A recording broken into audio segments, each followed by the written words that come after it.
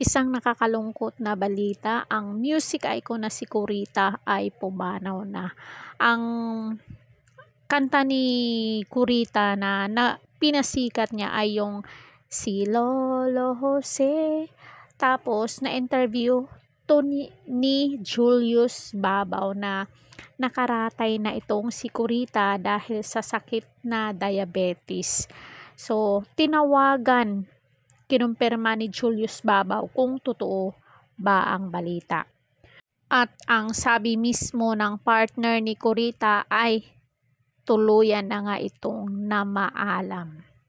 Tuluyan nang namaalam ang music icon na si Kurita, September 27, dakong 7:50 ng gabi.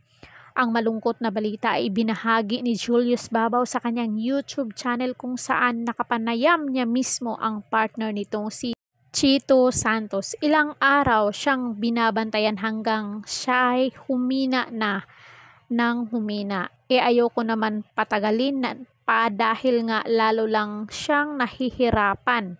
Pagbabahagi ng asawa ni Kurita na si Chito. Dagdag pa niya, nagdesisyon na siyang kung saan na lang ang abutin ng asawa ay hahayaan na nila ito para hindi na ito mahihirapan. Hindi ko na kayang tiisin pagpapatuloy ng asawa ni Kurita. Nakuha na raw ang mga labi ng music icon ng mga opisyal ng barangay at ang plano ng kanyang pamilya ay ipakremate na lang ito dahil ayaw ni Chito na makita pa ng ibang tao ang naging itsura ng asawa. Magpahinga muna ang kuya ko at kailangan niya ring magpa-check up. Next week, tinanong ko siya kung papayag siya kahit one day, one night viewing lang. Dito lang sa Tagaytay, lahad ng kapatid ni Chito. Ang whole video na to guys ay mapapanood nyo sa Julius Babaw. Nandun yung part 1 na kung saan pinuntahan niya si Kurita na nakaratay, yung kawawa talaga kasi nga nanghihina na siya, hindi makapagsalita.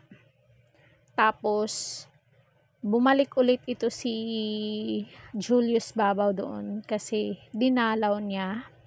At nakita ko din na maraming nagpaabot ng tulong dito kay Kurita at tinulungan. Mismong si Julius Babaw ay nag-abot din ng pinansyal na tulong dito kay Kurita. At yung mga kasamahan ni Kurita sa music industry, nagpaabot din ng tulong at nagpa-concert sila na para kay Kurita. Condolence po sa pamilya ni Kurita at tatagan lang natin ang ating sarili. Ganun talaga yung buhay. Walang permanenteng hindi tayo forever na nandito sa mundo dahil yung buhay natin ay hiram lang. So, sana nagustuhan nyo ang ating video for today. Nakakalungkot kasi isang magaling na musician singer, OPM icon na si Kurita ay kinuha na ng ating Panginoon. So kung bago pa lang kayo dito sa ating channel, don't forget to like, share, and subscribe Corridor Official TV para updated kayo lagi. Thank you so much.